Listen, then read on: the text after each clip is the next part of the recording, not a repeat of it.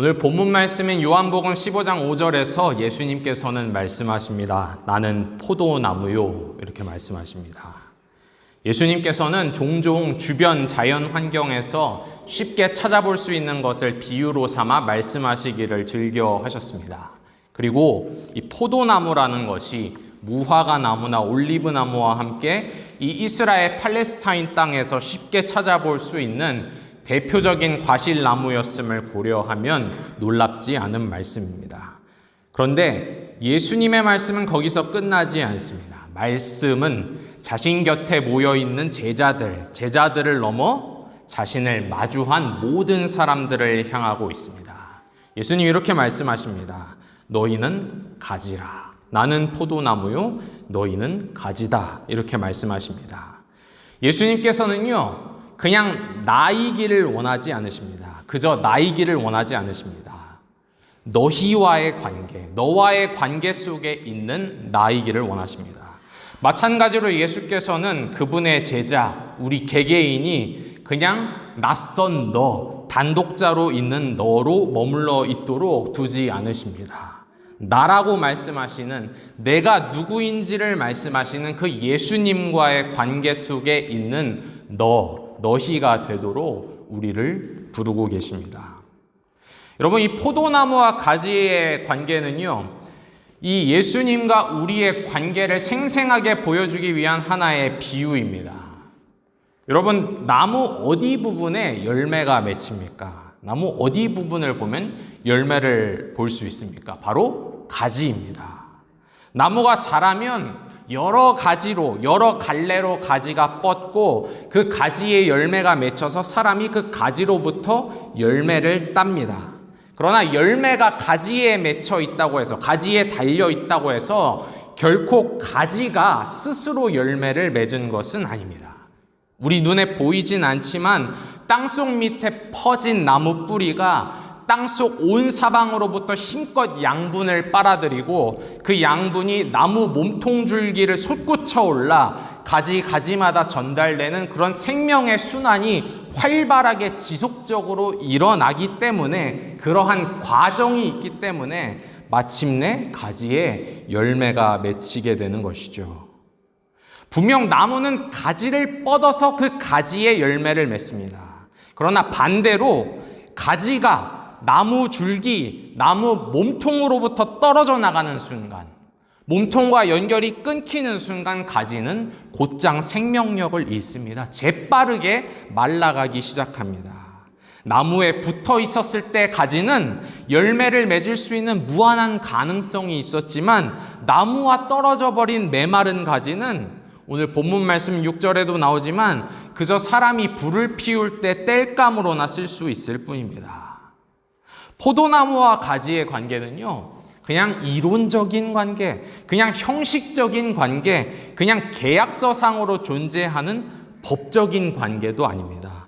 이 관계는 생명을 공유하는 실제적인 관계이고 지속적으로 유지되어야 하는 그런 관계입니다. 그러고 보면 바로 이것이 예수님께서 굳이 이 생명체, 식물을 빗대어 당신과 제자들의 관계, 당신 자신과 그분을 믿고 따르는 우리들의 관계를 말씀하신 이유인 것 같아요. 그분과 우리의 관계는 그런 형식적인 관계가 아니라 이와 같은 생명을 공유하는 실제적인 관계가 되어야 한다. 그렇게 말씀하시는 것 같습니다. 마치 가지가 나무와의 지속적인 관계 속에서 가지일 수 있고 열매를 맺을 수 있듯이 예수의 제자들, 예수의 사람들은 오로지 예수님과의 지속적인 사귐과 친교 속에서 비로소 우리로 존재할 수 있습니다. 예수님의 생명력과 그 능력이 우리에게 지속적으로 공급되어야 열매를 맺을 수 있다. 이렇게 말씀하십니다. 비유의 언어가 가리키고 있는 이 관계를 우리로 하여금 오해가 없이 확실히 이해케 하기 위하여 오늘 본문 5절 후반부에 보시면 예수님은 강력한 충격요법을 사용하십니다. 예수님께서 이렇게 말씀하시죠. 나를 떠나서는 너희가 아무것도 할 수 없습니다. 나를 떠나서는 너희가 아무것도 할 수 없습니다. 예수님이 이런 말씀을 하셨습니다. 여러분, 누군가의 이 말씀은 몹시 모욕적으로 들릴 겁니다. 갓난아기나 혹은 3살짜리 유아를 향해 엄마 아빠가 아이고 우리 애기는 엄마 아빠 없으면 아무것도 못하네 라고 그렇게 말하는 것이라면 몰라도 성년이 된 다 장성한 장년을 향해 예수님이 아무리 예수님이라더라도 이런 말씀을 하셔도 되는 것입니까? 나를 떠나서는 아무것도 할 수 없다. 정말 납득하기 어려운 말씀입니다. 이 말씀은요, 오로지 그분의 은혜의 논리에 설득되고 그분에게 사로잡힌 자, 나라는 존재를 더 이상 단독자로 이해하지 않고 예수와의 관계 속에 있는 사람으로 이해하는 자, 그래서 주님께 의존하며 그분이 주시는 은혜로 말미암아 살아가는 자만이 이 말씀에, 이 엄청나고 대담한 말씀에 아멘으로 응답할 수 있을 뿐입니다. 교회 여러분, 우리가 살아가는 시대 속에서, 사회 속에서 우리는 늘 업적에 대한 압박 아래 놓여 있습니다. 그렇죠? 우리 한 사람 한 사람 개개인이 마치 세상이라는 포도원에 심겨져 있는 한 그루의 포도나무와 같습니다. 거기서 나는 가지가 아니고요, 한 그루의 포도나무입니다. 내 스스로 무언가 열매를 만들어내야 되고 결과물을 만들어내야 됩니다. 내가 결코 쓸모없는 나무가 아니라는 것을, 내 자리를 지킬 이유가 있음을, 아니 더 많은 자리, 더 많은 공간을 차지할 가치가 있음을 스스로 입증하고 스스로 증명해야 합니다. 그런 분명한 목적의식이 때론 우리에게 강한 동기부여가 되고 더 큰 욕구와 열심을 불러일으키기도 합니다. 그런데 반대로 동시에 우리는 알게 모르게 강박관념에 시달리는 것도 사실입니다. 어떻게든 열매를 보여줘야 한다. 결과물을 보여줘야 한다. 업적을 보여줘야 한다는 그런 강박관념에 시달리는 것도 사실입니다. 그렇게 강박관념에 시달리다 보면 맘 편히 쉬는 것도 익숙지가 않습니다. 분명 쉬고 있는데, 휴식을 취하고 있는데 마음속 한 구석에서는 무언가를 계속해서 고민합니다. 내일 벌어질 일, 내가 해내야 하는 일을 쉬고 있으면서도 근심하곤 합니다. 충분히 휴식을 누리지 못하는 것이죠. 이러한 방식과 논리에 우리가 너무나도 익숙하기 때문에 내가 포도나무요 너희는 가지라는 예수님의 말씀, 나를 떠나서는 너희가 아무것도 할 수 없다는 예수님 말씀은 참 낯선 말씀으로 다가옵니다. 큰 충격으로 다가옵니다.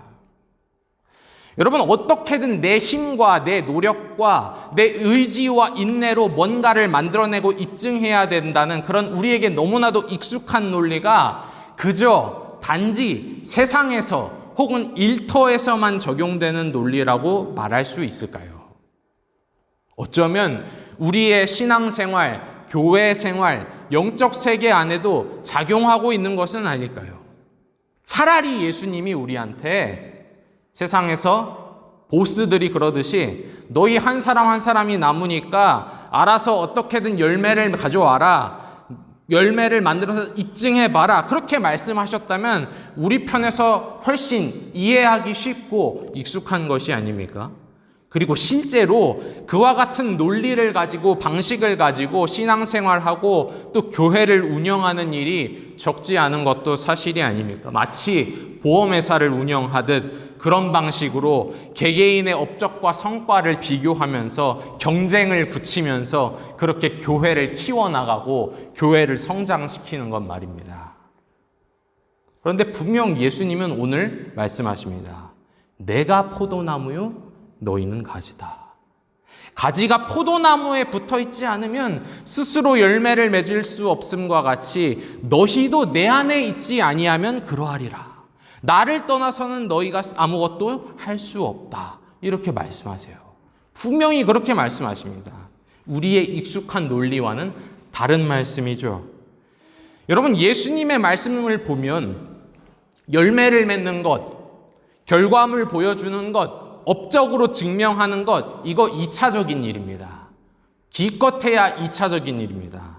여기서 우선시되는 근본적인 질문, 더 본질적인 문제는 가지가 그래서 정말 나무에 붙어 있냐는 것, 나무 몸통에 가지가 연결돼서 나무로부터 양분을 받고 있냐는 겁니다. 여러분, 오늘 본문 말씀 속에서 예수님은 제자들을 향해, 또한 우리들을 향해 열매 가져와라, 열매 맺어라, 열매 내놔라, 그렇게 외치지 않으십니다. 물론 열매를 맺는 것에 관한 말씀이 성경 다른 곳에 분명히 있지만 오늘 말씀 보시면요, 우리가 말씀을 똑똑히 읽어보면 그게 주제가 아니에요. 그렇죠? 정확히 말씀을 볼 필요가 있습니다. 예수님이 본문 4절에서도 그렇고 5절에서도 그렇고 6절 모두에서 매번 반복하여 말씀하시는 것은, 예수님이 우리에게 요청하고 요구하시는 것은 딱 한 가지입니다. 오직 한 가지입니다. 무엇입니까? 내 안에 거하라. 내 안에 거하라. 우리는 답답하죠. 아니 예수님, 그래가지고 뭐가 되겠어요? 아니 어떻게 그런 요구만 하십니까? 나가서 뭔가 가져와야죠. 만들어내야죠. 그런데 예수께서 그렇게 말씀하시는 까닭은 내가 나무가 아니고요, 목사인 내가 나무가 아니고요, 여러분도 나무가 아니고요, 우리가 나무가 아니고요, 교회가 나무가 아니고요, 예수가 포도나무이기 때문입니다. 그분이 포도나무고 우리는 거기 붙어있는 가지이기 때문에 가장 우선시되고 가장 본질적이고 가장 중요시 되어야 하는 것은, 우리가 가장 신경을 쓰고 잘 돌보아야 하는 것은 바로 그분 안에 거하는 것, 그분을 의지하는 것, 그리고 그분과 지속적으로 사귐을 갖고 친교를 갖는 것입니다. 교회 여러분, 포도나무이신 이 예수님과의 관계 속에서 나를 새롭게 이해하는 것, 나를 가지로 이해하는 것은 우리를 향해 겸손하게 그분을 주님으로 의지할 것을 강하게 도전합니다. 그런데요, 그게 전부가 아닙니다. 동시에 이 말씀은 우리 삶에 주어지는 강력한 약속의 말씀이기도 합니다. 왜냐하면 여기 나오는 말씀의 내용이 사실이라면, 이 말씀이 진실이라면 우리가 그분 안에 거하는 이상 주께서는 우리에게 때마다 필요한 양분과 생명력, 에너지를 분명히 공급해 주실 것이기 때문입니다. 이 말씀이 사실이라면 충분히 공급해 주셔서 마침내 우리로 하여금 열매를 맺게 하실 것입니다. 우리는 그걸 기대할 수 있고 기대해도 됩니다. 내가 언젠가 때가 되면 주님이 주신 에너지로, 주님이 주신 양분으로 열매를 맺을 수 있겠다, 열매를 맺게 될 것이다, 그렇게 기대할 수 있습니다. 여러분, 마치 건강한 포도나무에 달린 가지는 포도 열매를 맺잖아요. 그렇죠? 포도나무에 붙은 가지에서 무화과가 열릴 수는 없지 않습니까? 건강한 포도나무에 달린 가지가 포도 열매를 맺듯 예수라는 나무에 연결된 우리라는 가지는 그 나무에 걸맞는 열매, 예수라는 나무에 걸맞는 열매, 예수의 향기를 내뿜는 열매, 예수의 빛깔을 뽐내는 아름다운 열매를 분명 맺을 것입니다. 우린 그걸 기대할 수 있습니다. 우리 안에서. 여러분, 오늘 본문 말씀 속에서 예수님은 나를 떠나서는 너희가 아무것도 할 수 없다는 그런 인간에게 충격적인 말씀을 하실 뿐만 아니라 동시에 뭐라고 말씀하십니까?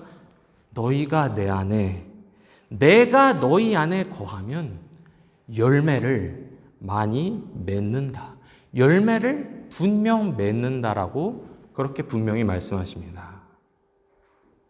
교회 여러분, 복음은 우리를 자유케 합니다. 복음은 우리를 자유케 합니다. 복음은 우리를 향해 우리 스스로를 하나님 앞에 증명하고 하나님 앞에 입증하고 명예를 얻어내라고 말하지 않습니다. 복음은 반대로 우리에게 그리스도를 제시하고 그리스도를 값없이 제공해 줍니다. 복음은 단지 그 그리스도를 붙잡고 그 그리스도와 연결되고 그 그리스도를 우리가 믿고 그 그리스도를 의지하고 그리스도를 신뢰하며 그리스도께 기대하라고 말할 뿐입니다. 그분이 우리로 하여금 열매를 맺게 하실 겁니다. 그래서 우리는 업적에 대한, 열매에 대한 강박관념에 시달릴 필요도 없고 자책감에 시달릴 필요도 없고 예수를 믿는다고 하면서 아무런 자유로움도 없고 아무런 기쁨도 없이 마치 채찍질을 맞아가며 피라미드를 쌓아가는 옛 히브리 노예들처럼 그렇게 신앙생활 할 필요가 없는 겁니다. 그렇게 해서는 안 됩니다. 예수 그리스도의 복음은 이 세상이 말하는 질서와는 다른 은혜의 질서를 가지고 우리에게 설득합니다. 업적과 결과물에 광적으로 집착하는 우리들이 마침내 그게 아니라 존재에 관심을 두게 합니다. 존재에. 초점이 나와 내 앞에 계신 당신, 내 앞에 계신 예수라는 그 존재와 관계에 맞추게 합니다. 인간은 여러분 너무나 잘 아시겠지만 인간이 종종 업적을 만들어내는 일, 자기를 증명하는 일에 몰두하다 보면 어떻게 됩니까? 자기 자신조차 잃어버리게 됩니다. 그리고요, 업적을 만들어내는 일에 몰두하다 보면 어떻게 됩니까? 관계를 다 희생해버립니다.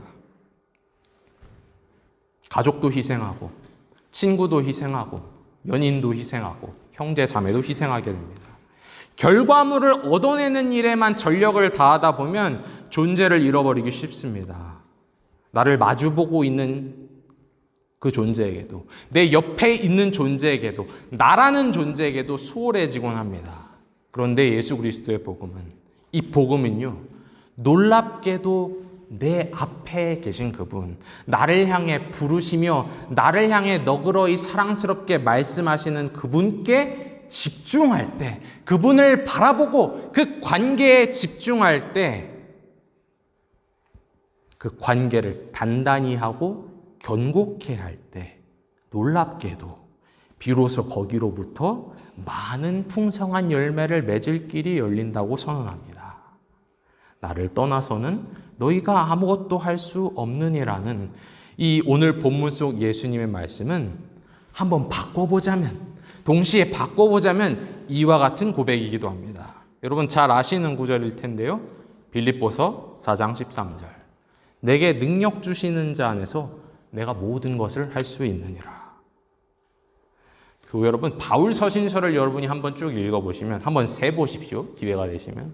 그 안에, 그 바울 서신서 안에 그리스도 안에서, 주 안에서라는 표현이 얼마나 빈번하게 많이 자주 등장하는지 모릅니다. 여러분 그러니까요, 내 안에 거하라는 오늘 예수님 말씀에 실제로 순종한 신뢰, 그 롤모델을 보고 싶다면 여러분 사도 바울의 편지를 한번 읽어보십시오. 사도 바울의 기록에 따르면 그는 만만치 않은 환경 가운데서도 그리스도 안에서 기뻐할 수 있었습니다.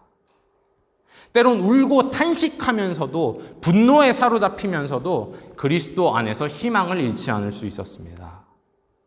맞닥뜨린 고난을 그리스도 안에서 어떻게든 감당하고 인내해내며 마침내 극복할 수 있었습니다. 그리스도 안에서 옛 자아가 죽고 새 피조물이 되었을 뿐만 아니라 그리스도 안에서 풍성한 열매를 맺을 수 있었고, 그리스도 안에 있는 그 소망 때문에 죽음 앞에서도 담대할 수 있었습니다. 내가 죽어도 내가 그리스도와 함께 있는 것이다. 그렇게 말할 수 있었습니다. 정녕 그 사도 바울은, 그라는 인물은 능력 주시는 자 안에서 모든 것을 했던 겁니다. 어떻게 그는 그것을 할 수 있었습니까? 어떻게 그렇게 할 수 있었습니까? 어떻게 그게 가능했습니까? 오늘 요한복음 본문 말씀의 표현을 따르자면 그리스도가 바로 포도나무요, 바울은 그 포도나무에 딱 붙어 있었던 가지였기 때문에 주님의 말씀대로 늘 그리스도 안에, 주 안에라는 표현을 사용할 정도로 그리스도 안에 지속적으로 거하는 자였기 때문에 그렇습니다. 여러분 에베소서 1장 3절의 표현을 따르자면 이런 말씀이 있는데요. 하늘의 모든 신령한 복을 그리스도께서 쥐고 계십니다. 그 하늘의 모든 신령한 복을 쥐신 그분께서 바울이라는 한 사람에게 시시각각 필요한 은혜를 공급해 주셨기 때문에 모든 일을 감당할 수 있었습니다. 여러분 다시 한번 빌립보서 4장 13절의 말씀을 떠올려 보십시오. 바울이 결코 단지 나는 모든 것을 다 해낼 수 있다고 그냥 개인의 자신감에 넘쳐 선언했던 것이 아닙니다. 모든 것을 할 수 있다는 그 선언 앞에는, 용기 있는 선언 앞에는 신앙의 비밀, 신앙의 보화가 있었습니다. 그게 무엇입니까? 내게 능력 주시는 자 안에서. 이 고백이 여러분과 저의 고백이 되기를 원합니다. 교회 여러분, 끝으로 한번 이런 질문을 던져보면서 말씀을 마무리하도록 하겠습니다. 어떻게 우리는 성공적으로 신앙생활을 할 수 있을까요? 어떻게 우리는 많은 열매를 풍성히 맺을 수 있을까요? 그 비결이란 무엇일까요? 어떻게 우리는 건강한 교회를 만들고 성공한 교회를 만들 수 있을까요? 제 개인적으로는 어떻게 저는 열매 맺는 목회, 성공한 목회를 할 수 있을까요? 오늘 예수께서는 우리에게 말씀하십니다. 내 안에 거하라. 나도 너희 안에 거하리라. 그리하면 너희가 열매를 많이 맺나니 나를 떠나서는 너희가 아무것도 할 수 없습니다. 교회 여러분, 예수님께서는요, 사실 주께서는요, 이미 이 예수 안에 거하기 위해 우리에게 꼭 필요한 것들을, 모든 것들을 이미 우리에게 다 제공해 주셨습니다. 여러분 그걸 아셔야 돼요. 이미 다 제공해 주셨어요. 한번 이야기해 보겠습니다. 부활하시고 승천하신 뒤에 예수님이 그냥 떠나신 게 아니죠. 교회에게 보혜사 성령을 보내어 주셨습니다. 그러면서 예수님 뭐라고 말씀하셨냐면 그 성령은 그리스도의 영이다. 진리의 영이다 말씀하셨습니다. 또한 예수님께서는 당신의 제자들과 사도들을 통해서 이 예수님의 말씀이 사라지지 않고 기록되어 신약 성경으로 기록되어 보존하게 하시고 마침내 우리에게 전달되게 하셨습니다. 그리고 그뿐만이 아니라 예수님께서는 제자들과 모든 믿는 자들에게 내 이름으로, 당신의 이름으로, 그리스도의 이름으로 언제든지 어떤 상황이든지 어디에 있든지 무엇이든 구하고 기도하라 말씀하셨습니다. 그 이름을 주셨습니다. 이 모든 것들 성령과 말씀과 그리고 그분의 이름 안에 있는 기도, 이 신앙생활의 가장 필수적인 것들, 교회의 생명과 기둥과도 같은 이 모든 것들이 하나의 공통된 목적, 하나의 공통된 초점을 명확하게 향하고 있습니다. 그 초점이란 무엇입니까? 예수 안에 거하는 것. 너희는 내 안에 거하라. 나도 너희 안에 거하리라. 예수께서 분명하게 우리에게 분부하신 말씀입니다. 여러분 그 말씀이요, 우리 삶에, 저와 여러분의 삶에, 일상의 현실이 되기를 소망합니다. 우리가요, 설령 혼자 있더라도 홀로 살아가는 단독자가 아니라 그리스도와의 관계 속에 있는 나, 그리하여 능력 주시는 자 안에서 모든 일을 감당하며 열매를 맺는 한 사람 한 사람이 바로 곧 우리이기를 소망합니다. 비록 우리가 때로는 너무 많은 일을 하며 분주히 살아가더라도 우리의 이 영적인 시야와 주파수만큼은 예수께 정확히 맞춰져 있기를 소망합니다. 그래서 우리를 자유케 하며 우리에게 기쁨을 주는 그 복음을 우리가 신앙생활 첫 단계에 배우는 것 따위로 넘기는 것이 아니라 삶에서 늘 음미하고 만끽할 수 있기를, 그리하여 모든 것 되시는 예수님께서 우리 가운데서 마땅한 존중과 사랑을 받으시며 우리의 마음과 우리의 영혼 가운데, 우리의 교회와 우리의 삶의 현장 가운데 분명히 거하시기를 성삼위 하나님의 이름으로 간구하며 소원합니다. 아멘.